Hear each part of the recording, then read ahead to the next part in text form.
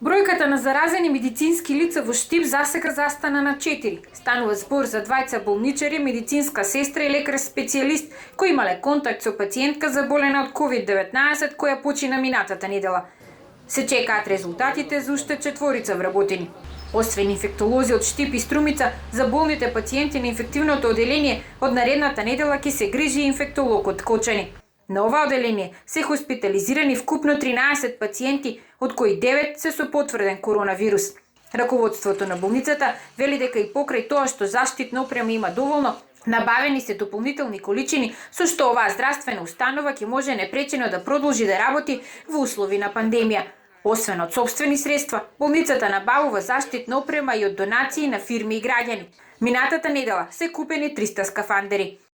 Набавени се 30.000 капи, 50.000 калјачи, 100.000 хирушки маски и 900 хирушки мантили. Болницата има потреба од 10.000 хирушки мантили, но очекуваме во текот на оваа недела да се набават и дополнителните количини.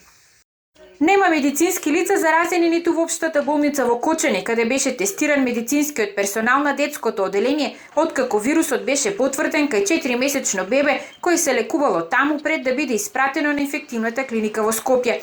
Според директорот на оваа здравствена установа, сите досега стигнати резултати се негативни.